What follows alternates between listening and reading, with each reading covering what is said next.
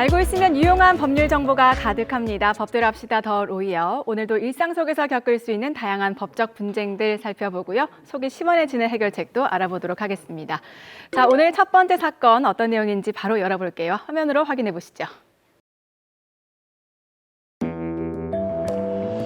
자, 이 아파트다. 이야, 니 돈 많이 벌었네. 이거 하나 겨우 샀다. 벌기는 무슨. 근데 이걸 왜 내 명의로 해달라는 건데?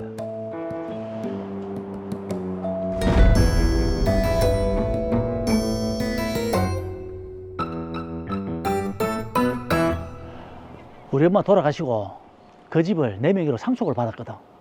이거랑 합치면 뭐 세금이 많이 나온다나 어쩐다나 뭐 아무튼 좀 복잡한 사정이 있으니까 등기 명의만 네 이름으로 좀 해주라. 그 취득세하고 세금 나올 낀데. 취득세하고 재산세는 내가 다 낼 테니까 걱정하지 마라. 그럼 뭐 알겠다. 고맙다. 역시 내 친구 아이가. 가자. 내 요 앞에 가서 한턱 쏠 테니까. 그래. 그 아까 그 아파트 사서 뭐하게? 들어가서 살려고? 아니, 애들 때문에 이사는 못하고 그냥 싸게 나왔을 때 하나 사둔 거지. 그럼 비워둘 기가. 놀리면 안 되지. 세입자는 받아야 안 되겠나. 그럼 명의자가 다른데. 세입자한테는 미리 이야기를 해야지. 걱정하지 마라 친구야. 내가 네 신경 쓸 일 하나도 없도록 할 테니까. 오케이. 고맙다. 이름 맞추면 야, 이거 야, 맛있더라. 뚝배기 이거. 불고기다네. 이번에는 또 빌라가. 아, 계약자는 네 명의로 했고 내가 대리로 해서 계약을 했다. 이야, 니 이제 완전 부동산 재벌이네. 아이, 재벌은 무슨. 아, 매매 대금은 다음 주에 보내기로 했는데 내가 니한테 보낼 테니까 네가 그쪽 매도인한테 이체 좀 해주라. 왜 네가 안 보내고 왜? 내가 대리인이라고 했는데 매매 대금을 내가 보내면 문제가 좀 될 수가 있다 하더라고. 번거롭지만 네가 수고 좀 해주라. 내가 정술 하나 보여놨다. 술? 오케이. 또 넘어가셨네요. 계좌는 보내놔라. 역시 준혁아, 니밖에 없다. 고마워. 아, 예. 한 달, 딱 한 달만 기다려 주십시오. 제가 무조건 해결하겠습니다. 아, 김 사장님, 부탁 좀 드리겠습니다. 아, 예. 아, 이번 어음 못 막으면 회사 부도 처리 되겠는데. 안 되겠다. 준정이한테 돌려놓은 아파트랑 빌라 그거 팔아서 급한 불에 더 꺼야겠네. 준정아, 네 명의로 해놓은 아파트랑 빌라 그거 내한테 이전 좀 해주라. 아파트하고 빌라 명의를? 싫은데. 뭐? 싫다고? 야, 내 아파트랑 빌라인데 왜? 그게 네 거라는 증거가 어디 있노? 매매 대금도 내가 다 보냈고 명의도 다 내 이름으로 돼 있는데. 그 아파트하고 빌라 내 거니까 딴소리 하지 마라. 아이고,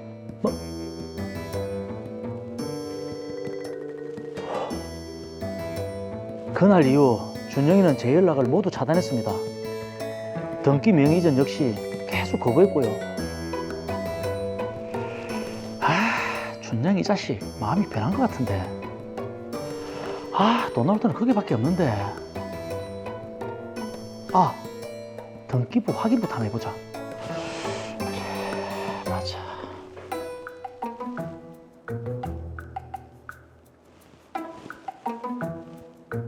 이게 뭐고?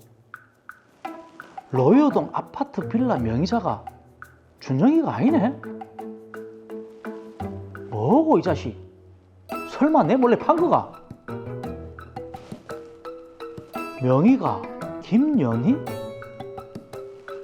누구지? 김연희. 준영이 와이프 이름 같은데.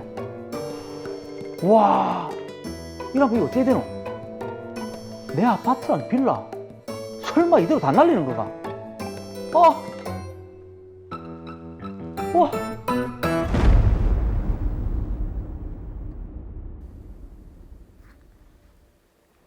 네, 자, 친구 좋은 게 뭐냐 하면서 명의를 부탁을 했는데 지금 소유권까지 다 뺏기게 생겼습니다. 그렇죠. 지금 오명진 씨 입장에서는 눈 뜨고 코 베인 게 아니라 술 사주고 코 베인 그런 상황이 됐는데 네. 굉장히 지금 억울해 보입니다. 빠른 해결책이 필요할 것 같아 보이네요. 네, 자, 김영우 변호사님.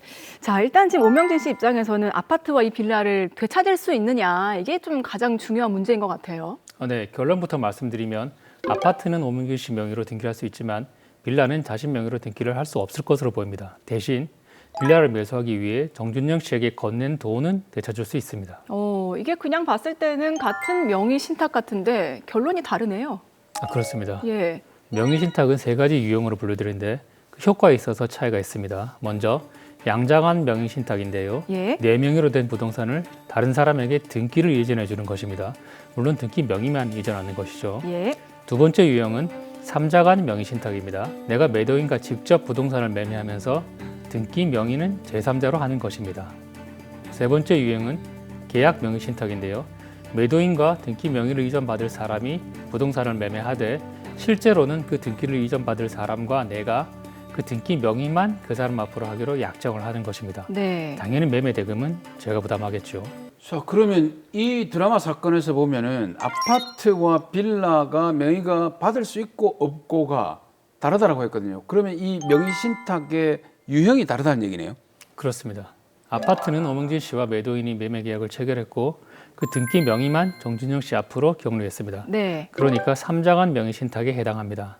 반면 빌라는 오명진 씨가 정준영 씨의 대리인으로서 매매 계약을 체결하고 매매 대금도 정준영 씨가 매도인에게 지급을 했기 때문에 계약 명의 신탁에 해당합니다. 자, 아파트는 삼자간 명의 신탁에 해당을 하고 빌라는 계약 명의 신탁이다. 자, 그런데 아파트는 지금 명의를 이전할 수 있고 빌라는 안 된다고 하셨잖아요. 이게 뭐 명의 신탁이 그 유형이 다르기 때문에 그런 건가요? 맞습니다. 예. 삼자간 명의 신탁의 경우에는 명의 신탁 약정도 명의 신탁에 의한 등기도 모두 무효입니다. 그래서 정준영 씨 명의 등기는 말소되어야 하고 부동산인 소유권은 매도인에게로 돌아갑니다. 그런데 삼자간 명의 신탁에서 매도인과 매수인인 명의 신탁자가 체결한 매매 계약은 유효하기 때문에 매도인은 매수인인 명의 신탁자에게 부동산 명의를 이전할 의무를 부담합니다. 그러니까 삼자간 명의 신탁이니까 처음부터 무효다. 야, 그러면 이거를 진짜 리얼 매수자인 명의 신탁자 오명진 씨에게 돌아갈 수 있다. 이 말씀인 거네요. 네, 정확하십니다. 이 사건 아파트는 삼자간 명의 신탁된 것이니까 정준영 씨 명의 등기는 말소되어야 합니다. 등기가 말소되면 소유권은 매도인에게 회복되는데 이를 오명진 씨에게 등기 이전해 주어야 하는 겁니다. 자, 그런데 여기서 또 하나의 문제가 발생을 합니다. 그 친구인 정준영 씨가 그 등기를 배우자, 아내로 이제 이전을 한 상황이거든요. 자, 그렇게 되면 오명진 씨가 이래도 등기를 이전받을 수 있나요? 부동산 실거래자 명의 등기에 관한 법률 제4조 제3항에 의하면 명의 수탁자로부터 등기 명의를 이전받은 사람이 명의 신탁이 있다는 사실을 알았는지 몰랐는지 여부에 관계없이 그 등기가 유효합니다. 등기가 유효하다면 오명진 씨는 그럼 등기 이전을 못 받는 겁니까? 그러면 오명진 씨가 너무 억울하겠죠. 그렇죠. 예외라는 게 있습니다. 예외적으로 등기를 이전받은 사람이 명의 수탁자와 짜고 명의 신탁자를 해하려는 의도로 명의 수탁자의 배신 행위에 적극적으로 가담한 경우에는 그 등기 이전 행위가 반사회적 법률 행위로 무효가 됩니다. 그러니까 제3자가 받았을 때 그 명의신탁 관계를 알았냐라는 단순한 그 정도가 아니라 실제로 둘이서 짰다라는 걸 입증하면 된다 이 말이네요. 맞습니다. 이 사건에서 정준영 씨는 오명진 씨에게 등기를 이전하지 않으려고 배우자인 김연희 씨에게 등기를 이전해버린 상황입니다. 김연희 씨는 정준영 씨의 배우자로서 두 사람은 갈등을 잘 알고 있었음에도 남편 정준영 씨가 등기를 이전하지 않게 하는 행위에 적극적으로 가담했기 때문에 김연희 씨 명의 등기는 무효가 될 것입니다. 네, 오명진 씨 입장에서는 참 다행이네요. 그렇죠? 자, 그런데 이런 소유권 이전 등기 의무에도 소멸시효가 있다고 들었던 것 같은데 어떻습니까? 맞습니다. 소유권 이전 등기를 해줘야 할 의무도 10년이 지나면 소멸시효가 적용되는 채권적 의무입니다. 아니 그러면 10년 동안 소유권 이전을 안 해주고 버티면 어떻게 하는 거죠? 다행히도 법원은 이 사건과 같은 삼자간 명의 신탁에서 명의 신탁자가 명의 신탁된 부동산을 점유하고 있는 한 소멸시효가 진행되지 않는다고 봅니다. 그러니까 아파트 명의에 대해서는 오명진 씨가 걱정하지 않고 소유권 이전 등기 의무를 주장할 수 있겠습니다. 자, 그런데 하나 궁금한 게 지금 아파트에 오명진 씨가 직접 거주하는 것이 아니라 세입자가 살고 있거든요. 혹시 이런 부분도 영향을 미칩니까? 이런 경우에는 오명진 씨가 세입자에게 임차할 권한을 부여해서 임차인이 점유하게 하는 것으로서 오명진 씨가 아파트를 간접 점유하고 있는 것으로 볼 수 있습니다. 네. 그리고 간접 점유도 역시 소멸시효가 진행되지 않는다는 것이 대법원의 입장입니다. 따라서 오명진 씨는 매도인에게 소유권 이전 등기를 요구할 수 있습니다. 네, 자 어쨌거나 아파트는 좀 시간이 걸리겠지만 좋은 쪽으로 해결을 볼 수 있을 것 같긴 합니다. 자, 그런데 빌라가 이제 문제인데 빌라는 등기 명의를 이전받을 수 없다고 하셨잖아요. 그렇습니다. 빌라는 계약 명의신탁에 해당되는데 매도인이 명의신탁이 있음을 알지 못하고 매매계약을 체결했다면 부동산 소유권은 명의수탁자에게 귀속됩니다. 그러니까 매매계약과 등기가 모두 유효하기 때문에 명의수탁자인 정준영 씨가 소유권을 완전히 취득하게 되는 것입니다. 네. 대신 명의신탁자인 오명진 씨는 자신이 부담한 매매대금을 명의수탁자인 정준영 씨로부터 반환받을 수는 있습니다. 만약에 빌라 매도인이 명의신탁 계약이라는 걸 계약 당시에 알았다면 어떻게 됩니까? 만약에 그랬다면 매매계약도 그의 등기도 전부 무효가 됩니다. 3자 간 명의신탁과 달리 명의신탁자와 매도인 사이에 어떤 계약도 없으니까 그냥 매매계약과 등기가 무효가 되는 것으로 전결됩니다. 자, 이게 모두 무효가 된다면 이제 없던 일로 돼서 매도인에게 다시 이제 등기 명의가 돌아간다는 말씀이신 것 같은데, 자, 그런데 이 빌라도요, 지금 김현희 씨에게로 등기가 이전된 상황이지 않습니까? 만약에 정준영 씨에게 재산이 남아있지 않다면 오명진 씨는 매매 대금을 어떻게 반환을 받나요? 그렇게 된다면 오명진 씨는 김현희 씨 명의 등기 말소를 구할 수 있습니다. 아, 김영희 씨 명의 등기가 말소가 되면 그게 정준영 씨 명의로 등기가 회복이 되니까 재산이 생겨서 그 재산에서 받을 수 있다는 말씀이신가요? 그렇습니다. 아, 이 사건처럼 채무자가 자신의 재산을 이전해서 채무를 변제하지 못하는 상태, 즉 무자락 상태가 되면 채권자는 그 재산 이전 행위 취소를 청구할 수 있습니다. 네. 이를 채권자 취소권이라고 하는데 흔히 사회행위 취소라고 합니다. 정준영 씨가 빌라 명의를 아내에게 이전함으로써 오명진 씨에게 매매 대금을 반환받지 못하게 되었다면 오명진 씨는 정준영 씨의 등기 이전 행위, 즉 사회 행위를 취소할 수 있습니다. 그러면 김현희 씨 명의 등기는 말소가 됩니다. 야, 정말 이게 절친한 친구 사이라서 철석같이 믿고 명의를 좀 빌려달라고 한 건데 어떻게 보면 참 일이 될지 누가 알았겠습니까? 네. 근데 문제는 부동산 실명제가 있지 않습니까? 네. 실제 명의가 아닌 이렇게 명의를 빌려서 한다는 이거는 왠지 처벌을 받을 수도 있을 것 같은데요. 네, 처벌받을 수 있습니다. 부동산 가액의 100분의 30의 범위 내에 과징금을 부과받을 수 있고요. 과징금을 계속 내지 않을 경우 이행 강제금도 있고 또한 처벌도 있습니다. 네. 명의 신탁자는 5년 이하의 징역 또는 2억 원 이하의 벌금, 명의 수탁자는 3년 이하의 징역 또는 1억 원 이하의 벌금에 처해질 수 있습니다. 네, 자 명의 신탁 사건 저희가 살펴봤습니다. 마지막으로 시청자분들께도 한마디 남겨주시죠. 타인의 재산을 어떻게 해보려고 해도 결국에는 돌려주게 되어 있습니다. 이 사례처럼 재물도 돌려주고 이자도 부담하고 소송 비용까지 물어주게 될 수도 있습니다. 그리고 이런 문제가 발생하게 된 것은 명의 수탁자인 정준영 씨가 명의 신탁자의 재물을 탐했다는 것 이외에도 부동산이 명의 신탁되었다는 사실에도 그 원인이 있습니다. 명의 신탁의 끝은 분쟁밖에 없다는 사실, 명의 신탁은 처벌받는 행위라는 사실을 명심하시기 바랍니다.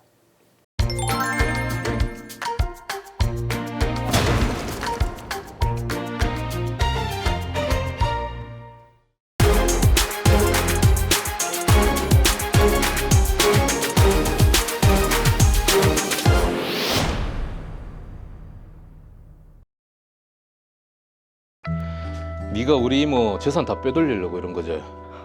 선생님이 그렇게 정하신 겁니다. 웃기는 소리 하고 있네. 우리 이모 치매 때문에 조카인 나도 제대로 못 알아봤다. 옛날부터 저한테 주신다고 하셨어요. 그리고 선생님 곁을 마지막까지 지킨 건 저니까 자격 있지 않나요?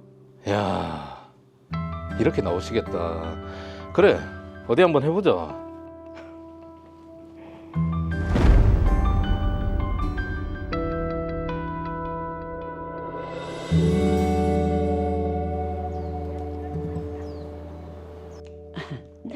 제가 나이도 있고 하다 보니까 미리 유언에 대한 공정을 받고 싶어서 찾아왔습니다. 그 유언장은 작성해 오셨습니까? 이모가 전 재산을 한국 무용계 발전을 위한 공익재단 설립에 기부하겠다는 내용입니다. 자필로 쓰신 거 맞고요? 네, 제가 직접 작성했습니다. 네, 공정하겠습니다.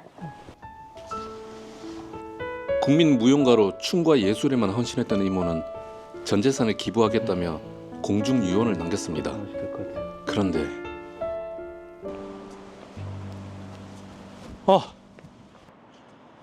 이모, 의사가 뭐라고 하는데요? 알츠하이머형 치매시랍니다. 이모, 제가 좀 더 잘 챙길게요. 유라 씨도 앞으로 우리 이모 좀 잘 부탁할게요. 네, 일단 외부에는 선생님 상태를 알리지 않는 게 좋을 것 같습니다. 그래야죠. 괜찮아요? 비극적인 진단 이후 모든 것이 흔들리기 시작했습니다.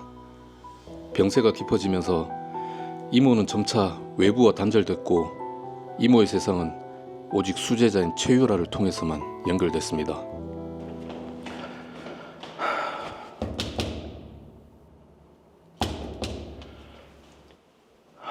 아무도 없나? 최유라는 전화도 안 받고. 이모 상태가 점점 안 좋아지는 것 같은데 어떻게 만날 방법이 없노?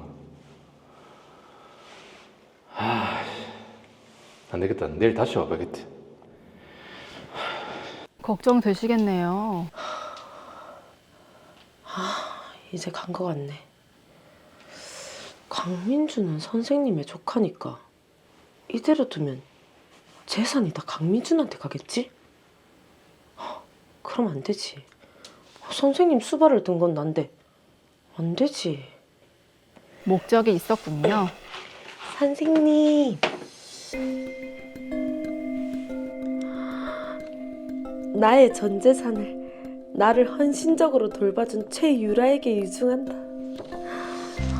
혹시 선생님, 제가 잘 모실게요.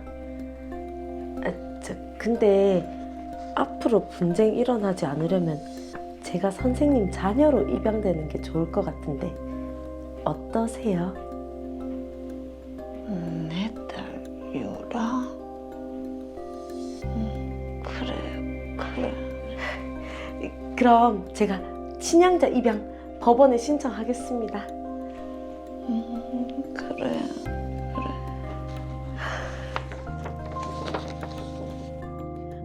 1년 뒤 최유라의 입양 허가가 떨어졌고 수제자였던 최유라는 법적으로 이모의 유일한 자녀이자 제1순위 상속인이 되었습니다.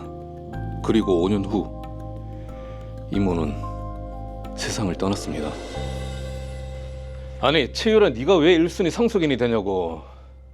제가 선생님 자녀로 입양된 거 모르셨어요?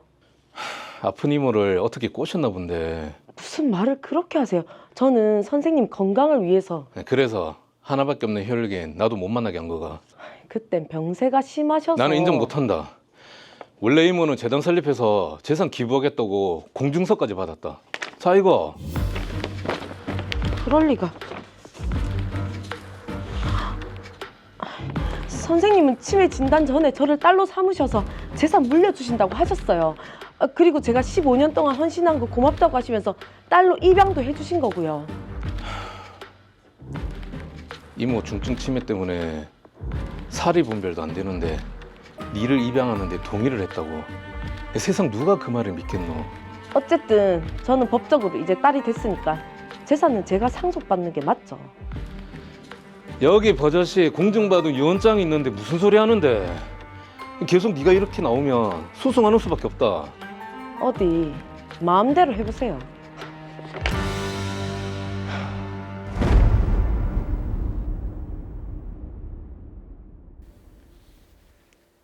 네, 예술가였던 박소진 씨의 진심이 과연 누구에게 있었을지 그것을 가려내야 하는 상황이네요. 그렇습니다. 지금 하나뿐인 혈육인 조카 강민준이냐 아니면 15년간 돌봐준 수제자 최유라냐? 네. 유산은 120억이고요. 아, 이거 누구 편을 들기가 좀 힘드네요. 그러게요. 그래서 저희가 법률 전문가의 말씀을 들어봐야 되지 않겠습니까? 임태량 변호사님 어떻게 보셨나요? 저는 영상 보고 이제 자산이 120억인데 참 검소한 생활을 하신다라는 생각이 먼저 좀 들었습니다. 그렇죠. 네, 그 사안만 봤을 때는 참으로 법리적으로 매우 안타깝고 법리적으로 첨예한 사안입니다. 유산이 120억 원이나 되다 보니까 양측의 주장이 팽팽히 맞설 수밖에 없어 보입니다. 법원은 조카 강민준 씨가 제시하는 공익재단 설립 공증유언과 수제자 최유라 씨가 주장하는 전재산 유증, 자필 유언, 그리고 친양자 입양이라는 상반된 증거들 속에서 망인의 의사 능력이 온전했던 시점의 의사와 쇠퇴한 이후의 법률 행위를 면밀히 구분하여 상속의 향방을 결정하게 될 것으로 보입니다. 네, 고령의 자산가가 정말 유언으로 남긴 공증, 또 그리고 치매 상태에서 이루어진 친양자 입양의 효력, 정말 이 둘 사이에서 첨예한 다툼이 일어날 것 같습니다. 네, 정확히 보셨습니다. 조카 강민준 씨와 친양자 최유라 씨의 주장은 법적으로 완전히 양립할 수 없는 내용입니다. 따라서 법원은 여러 가지 핵심 쟁점들을 순차적으로 심리하여 상속권의 귀속을 판단하게 될 것입니다. 크게 세 가지 정도가 될 것으로 보이는데요. 네. 첫째, 2018년에 이루어진 친양자 입양의 유효성입니다. 입양 당시 망인에게 온전한 의사 능력이 있었는지가 관건이 될 것으로 보입니다. 자, 일단 입양의 유효성이 첫 번째 쟁점이고 두 번째, 세 번째는 어떻게 되죠? 네, 두 번째 쟁점은 서로 내용이 다른 2014년 공증 유언과 2017년 자필 유언 중 어느 유언이 우선하는지 그 효력 우위를 가리는 문제입니다. 네. 셋째로는 위 쟁점들의 결과에 따라 상속에서 배제된 일방이 주장할 수 있는 유류분 반환 청구의 가능성입니다. 이 세 가지 쟁점이 어떻게 결론 나냐에 따라 120억 원 유산의 향방이 완전히 달라질 것입니다. 자, 그러게요. 하나씩 한번 따져보도록 하겠습니다. 자, 첫 번째로 말씀하신 게 친양자 입양의 유효성인데 이건 어떤 부분이 문제가 될까요? 예, 가장 핵심이 되는 쟁점은 친양자 입양 당시 망인에게 의사 능력이 있었는지 여부입니다. 예. 의사 능력이 없는 상태에서 한 법률 행위는 원칙적으로 무효죠. 특히 친양자 입양은 일반 입양과 달리 입양 전의 친족 관계가 완전히 종료되는 매우 강력한 신분 병동을 가져옵니다. 즉 최유라 씨가 친양자가 되는 순간 최유라 씨가 망인의 유일한 자녀이자 제1순위 상속인이 되는 것입니다. 따라서 법원은 2018년 입양 당시 망인이 치매의 영향으로 이러한 중대한 법적 효과를 이해하고 진정으로 동의할 능력이 있었는지를 엄격히 심리했을 것으로 보입니다. 네. 자, 그런데 이 의사 능력이라는 게 우리가 일상적으로 얘기하는 이런 경우가 있고 또 법률적으로도 의사 능력을 정의하는 게 있잖아요. 예, 맞습니다. 예, 좀 다르지 않습니까? 그렇습니다. 어떤 법률 행위가 그 일상적인 의미만을 이해하여서는 알기 어려운 그런 특별한 법적인 의미나 효과가 부여되어 있는 경우에는 그 행위의 일상적인 의미만이 아니라 법률적인 의미나 효과에 대해서도 이해할 수 있어야 의사 능력이 인정된다고 보고 있습니다. 그렇다면 이 박서진 씨가 입양의 의미, 그러니까 법률적으로 의미를 알고 효과까지 알고 입양을 했느냐 아니냐, 그게 가장 중요하다는 말인데 네. 아무래도 전문가인 의료진의 판단이 중요하지 않을까요? 네, 그렇죠. 근데 저희가 이와 유사한 사안을 처리하다 보면 의뢰인분들이 자주 묻는 질문이 있거든요. 치매 진단을 받은 이후의 법률 행위는 무효가 아니냐라는 것인데요. 예. 이 질문에 대해서 사무장님은 혹시 어떻게 생각하세요? 오늘은 질문이 좀 비교적 쉽네요. 누워서 떡 먹기 수준인데 네. 치매 진단을 받았지 않습니까? 네. 치매 정도에 따라 달라지겠죠. 예, 정답입니다. 아하. 시청자분들도 이 방송을 보고 이 부분에 대해서 오해가 없으셨으면 좋겠는데요. 법원은 단순히 치매 진단을 받았다는 사실만으로 의사 능력이 없었다고 판단하지 않고 있습니다. 법률 행위가 있었던 바로 그 시점의 구체적인 정신 상태를 기준으로 판단하는 것이 원칙이어서 설령 치매 진단을 받았다고 하더라도 법률 행위 당시 문제가 없었다면 그 행위가 유효할 수 있습니다. 실제 치매 정도에 따라 차이가 정말 크잖아요. 그렇죠. 네. 결국 법원은 망인의 진료 기록이나 뇌 영상 자료, 처방된 약물 내역, 그리고 당시 망인을 진료했던 의사의 전문적인 소견 등 객관적인 의료 기록을 가장 중요한 자료로 삼아 판단을 하게 됩니다. 네. 자, 우선은 지금 첫 번째 조건을 살펴보고 있는데 조카 강민준 씨가 어쨌든 입양은 무효다라고 주장을 하고 있거든요. 네. 근데 이미 입양이 인정이 됐는데 새로운 증거로 인해서 무효가 될 수 있나요? 예, 당연히 무효가 될 수도 있지만 현실적으로 그와 같은 경우가 많을 수는 없겠죠.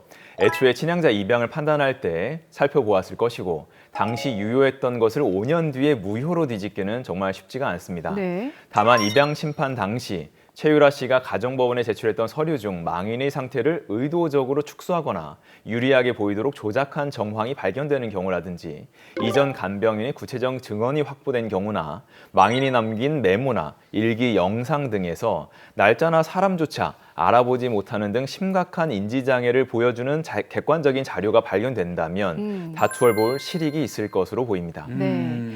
자, 첫 번째 쟁점이 이제 입양 당시 망인인 박소진 씨의 의사 능력이 있었는지 없었는지가 중요하다는 말씀이시고 두 번째 쟁점은 서로 내용이 다른 2014년 공증 유언 그리고 2017년 자필 유언 중에서 어느 유언이 우선하는지 그 효력 우위를 가려야 한다고 또 말씀을 하셨습니다.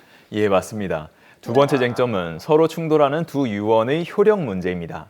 법적으로는 나중에 작성된 유언이 이전에 작성된 유언의 내용과 저촉될 경우 그 저촉된 부분에 한해서 이전 유언을 철회한 것으로 봅니다. 그러면 이 드라마 사례에서 보면은 공증을 받았던 유언이 앞에 유언이고 네. 뒤에 전 재산을 최유라에게 유증하겠다라는 그 유언이 뒤에 유언이니까 최유라가 받았던 유언이 유효하다면 앞에 게 철회되는 거잖아요. 공증 유언이. 네, 맞습니다. 사무장님 말씀이 옳고 그래서 최유라에게 전 재산을 준다는 자필 유언은 2017년에 작성됐고 재단을 설립하겠다고 남겼던 공증 유언은 2014년에 작성됐기 때문에 네. 후에 작성된 유언에 따라서 그에 접촉되는 전에 작성된 유언은 효력이 없게 됩니다. 하지만 조카 강민주 씨는 지금 2017년에 작성됐다는 이모의 자필 유언이 무효라고 주장하고 있습니다. 이 자필 유언 작성 당시에 이미 박소진 씨는 의사 능력을 상실한 상태였고 엄격한 법적 요건을 갖추지 못했다고 주장하는 것이죠. 네, 그러니까 자필 유언 작성할 때 좀 엄격한 법적 요건을 갖춰야 된다고 알고 있는데 그 내용을 좀 살펴볼까요? 자필 증서에 의한 유언은 법적 분쟁을 막기 위해 매우 엄격한 요건을 요구합니다. 민법 제1066조 제1항에 따르면 유언자가 유언의 내용 전부, 작성 연월일, 주소, 성명을 모두 직접 손으로 쓰고 네. 날인해야 합니다. 이 5가지 요소 중 단 하나라도 빠지거나 타인이 대신 써준 부분이 있다면 그 유언은 유언자의 진정한 의사에 합치하더라도 무효가 됩니다. 네. 이 사건에서는 2017년 당시 망인의 건강 상태를 고려할 때 과연 망인이 직접 유언장 전체를 자필로 작성할 수 있었는지 유언 무효 확인의 청구의소를 제기한 다음 필적 감정을 통해 진위 여부를 가리는 과정이 필요할 것으로 보입니다. 자, 그럼 만약에 현재 자필 유언이 무효하다면 지금 상속자가 달라지는지 궁금한데 그래도 친양자 입양이 됐으니까 지금 최유라 씨가 법적으로는 더 유리하지 않을까 싶기도 하고요. 예, 만약 2017년 자필 유언이 의사능력 흠결이나 방식의 위배로 무효가 된다면 법적으로는 처음부터 존재하지 않았던 것이 됩니다. 네. 따라서 무효인 유언은 2014년 공증 유언을 철회시킬 수 없습니다. 그렇다면 당연히 2014년 공증 유언의 효력이 다시 살아나게 되겠죠. 예. 망인의 유산은 최유라 씨나 조카 강민준 씨가 아닌 공증 유언의 내용대로 한국 무용계 발전을 위한 공익재단에 귀속되는 것이 원칙일 것입니다. 재산의 향방이 완전히 달라지는 것이죠. 그래도 지금 남아있는 게 최유라 씨의 입양이거든요. 예. 입양의 효과가 유효하다 하더라도 변동이 없습니까? 예, 이때에도 친양자 입양이 유효하다면 최유라 씨는 법적인 딸로서 재단에 넘어간 재산에 대해 자신의 유류분을 반환해달라고 청구할 권리가 생길 수 있습니다. 쟁점들이 서로 복잡하게 얽혀 있는 구조입니다. 자, 그런데 이게 만약에 자필 유언이 무효가 된다라고 하면 지금 최유라 씨의 친양자 입양 이것도 좀 진위를 따져봐야 하지 않을까 하는 생각이 들어요. 그 시기상. 예, 맞습니다. 예. 정말 날카로운 지적이신데요. 저도 그와 같은 말씀에 동의하는 부분이 있습니다. 2017년 자필 유언이 망인의 의사능력 부족으로 무효가 된다면 불과 1년 뒤에 이루어진 입양 역시 같은 이유로 무효가 될 가능성이 매우 높아집니다. 네. 그렇죠. 치매는 진행성 질환이잖아요. 자, 그럼 친양자 입양이 만약에 무효가 된다. 그럼 어떻게 됩니까? 예, 만약 친양자 입양까지 무효가 된다면 최유라 씨는 법적으로 완전한 타인이 됩니다. 이 경우 조카 강민준 씨 측에서는 최유라 씨가 망인 생전에 증여받은 재산에 대해 문제를 삼을 수 있을 것으로 보입니다. 유류분 반환 청구권은 차치하더라도 그 증여가 만약 최유라 씨가 망인의 재산을 관리하면서 자신의 재산으로 증여한 형태로 가지고 간 것이라면 당장 형사상 횡령죄가 문제될 여지가 있습니다. 자, 이제 세 번째 쟁점으로 가야 되는데 유류분 반환 청구의 가능성. 요거는 어떻게 되죠? 유류분 반환 청구권 하면 많이 들어보셨을 거예요. 어떻게 보면 좀 쉬운 것 같기도 하고 어려운 것 같기도 하고 이런 부분이 있는데요. 일단 유류분 반환 청구권 같은 경우에는 직계, 존속, 비속 그리고 배우자가 청구를 할 수 있습니다.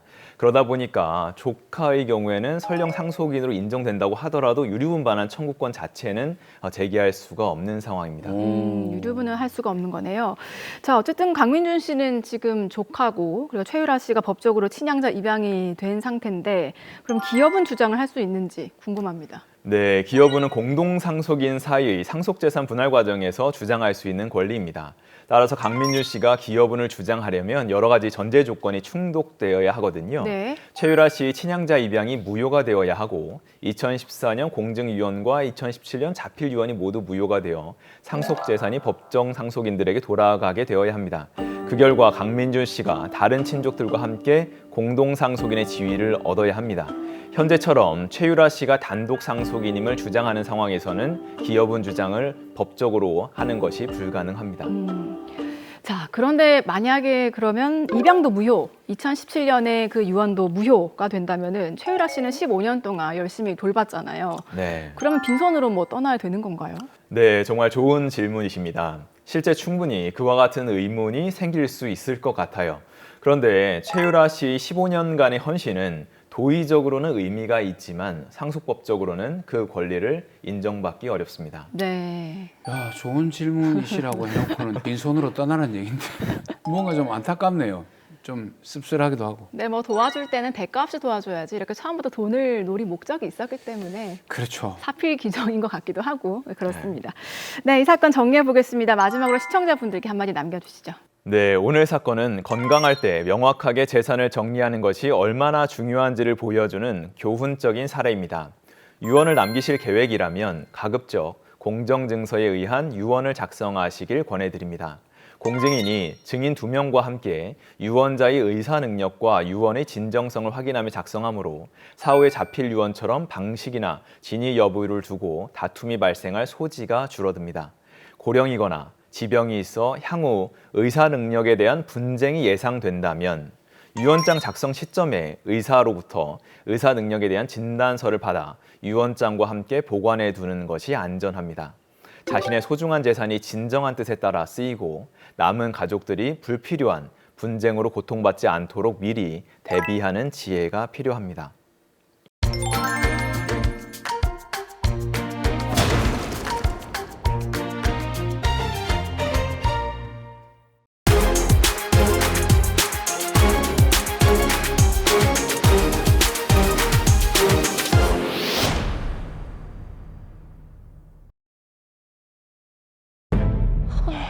그만하자고 했잖아. 그럼 뱃속에 있는 우리 애기는 어떡하라고요? 아이 그러게 내가 치우라고 했잖아. 어떻게 그런 말을 합니까? 소중한 생명인데. 그럼 나보고 어쩌라고? 나는 이거 못한다. 여보. 지금 출발한다. 빨리 갈게.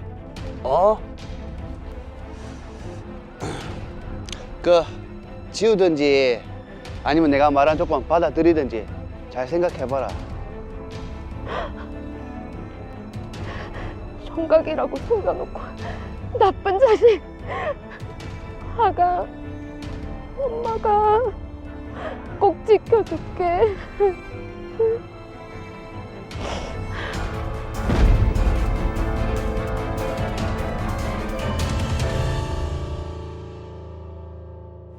결국 낳아서 키우시겠다.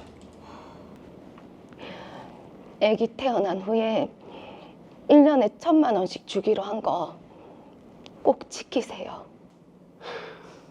그래. 3년 동안 총 3천만 원만 받는 거다. 그 이상 계속 달라고 하지 마라. 알겠습니다.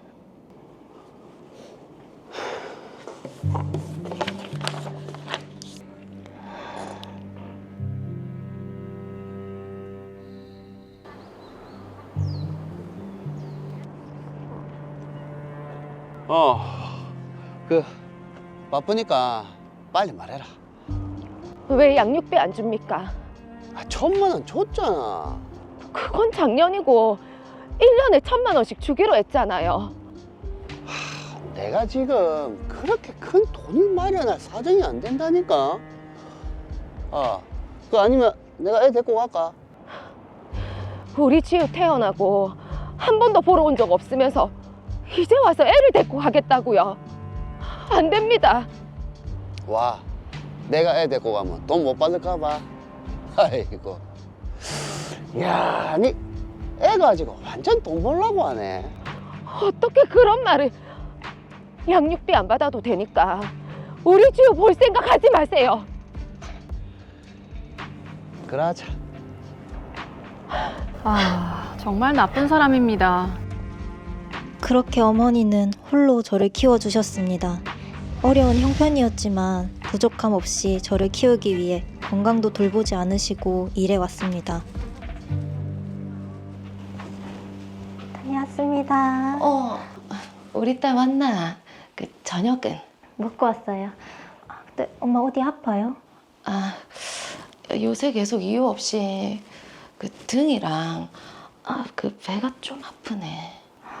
우리 엄마 요즘 살도 많이 빠진 것 같은데 나랑 병원 같이 가봐요.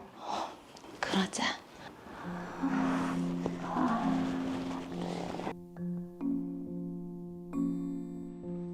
김순영 씨 췌장암입니다. 빨리 수술을 진행해야 합니다. 엄마를 살리기 위해서는 큰돈이 필요했습니다. 결국 저는 엄마와 나를 버린 생부를 찾아갔습니다. 저희 어머니한테 주기로 했던 양육비 받으러 왔습니다. 양육비? 나는 김순영한테 줄 돈이 없어요. 다 안 주셨다면서요? 그거는 너희 엄마가 안 받기로 합의했다. 지금 저희 어머니가 아프세요. 돈이 필요합니다. 그게 나랑 뭔 상관이고. 나는 양육비를 지급할 의무가 없어요. 솔직히 내 핏줄인지 딴 놈 핏줄인지 다 웃지 않아. 지금 뭐라고 하셨어요? 유부남인 거 속이고 순진한 우리 어머니 인생 먼저 놓고 양육비를 못 주겠다고요? 제가 크는 동안 못 받은 양육비 꼭 돌려받을 겁니다. 참나. 어디 마음대로 해봐라.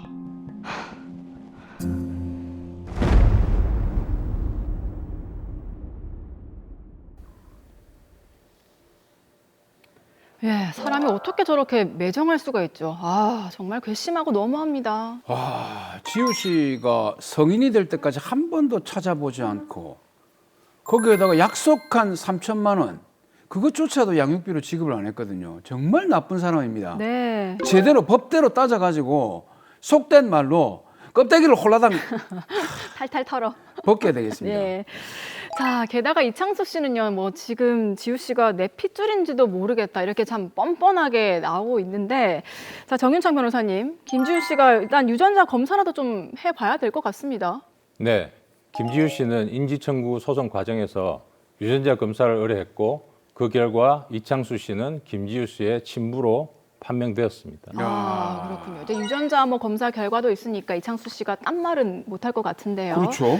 자, 그러면 지금 김지우 씨가 그동안 못 받은 이 양육비를 다 받을 수 있을까요? 말씀드린 대로 김지우 씨는 이창수 씨에 대해 우선 인지 청구를 하셔서 인지 판결을 받으시고 그 다음 부양료 청구 소송을 제기하는 것이 좋겠습니다. 저 이창수 씨를 상대로 해서 인지 청구 및 부양료 청구 소송을 한다. 근데 부양료는 알겠는데 인지 청구는 뭡니까? 우선 인지에 대해서 설명을 드리면 인지란 혼인관계가 없는 남녀 사이에 출생한 자, 즉 혼외자와 생부 사이에서 법률상 친자관계를 형성시키는 것을 말합니다. 인지는 생부나 생모만 할 수 있고 인지청구는 혼외자와 그 직계 비속 또는 그 법정 대리인이 생부 또는 생모를 상대로 할 수 있습니다. 네. 또한 생부 또는 생모가 사망한 경우는 그 사망을 안 날로부터 2년 내에 검사를 상대로 인지청구의 소를 제기할 수 있습니다. 네. 자, 그런데 이제 김지우 씨가 이창수 씨의 친자는 맞는데 지금 이창수 씨와 김순영 씨가 법률적으로 혼인한 관계는 아니지 않습니까? 이게 외도로 낳은 자식인데 양육비 청구가 가능한가요? 네, 가능합니다. 부양료를 청구하면 되는데요. 네. 부양료는 혼외자 등 자녀가 미성년 기간인 동안 양육 의무자인 부모 중 현실적으로 양육하지 않은 일방에게 청구하는 비용으로서 자녀 입장에서의 개념입니다. 인지 청구 소송을 제기하여 일단 인지 판결이 확정되면 그 효력은 혼외자의 출생한 때로 소급하여 생기는 것이므로 인지를 받은 자녀는 인지 판결의 확정 전에 발생한 과거 양육비, 즉 부양료를 청구할 수 있게 됩니다. 네, 자, 부양료가 이제 미성년인 기간 동안이라고 하셨는데 지금 지우 씨 같은 경우는 성년이 되고 나서 이걸 청구하는 거거든요. 그래도 받을 수 있는 건가요? 네, 성년이 되어서 과거 양육비, 즉 과거 부양료를 청구하는 것이 너무 늦은 게 아닌가 하는 의문이 들 수 있습니다. 네. 하지만 이와 관련하여 작년 대법원 전원합의체 판결이 있었습니다. 전원합의체는 굉장히 중요한 건데 어떤 내용입니까? 과거 양육비의 소멸시효는 친족법상 신분에 기한 양육 의무의 이행을 구하는 권리의 성질상 자녀가 성년이 되어 부모의 양육 의무가 종료된 때로부터 진행되고 자녀가 성년이 된 시점에서 10년으로 보고 있습니다. 자, 지금 김지우 씨는 성년이 된 시점에서 10년이 지나지 않았다고 하는데 그러면 과거 부양료를 받을 수 있겠네요. 네, 그렇습니다. 예. 김지우 씨는 자신의 친부 이창수 씨에게 과거 양육비, 즉 미성년 기간 동안의 부양료를 청구할 수 있겠습니다. 그런데 말입니다. 아, 목이 좀 아프네.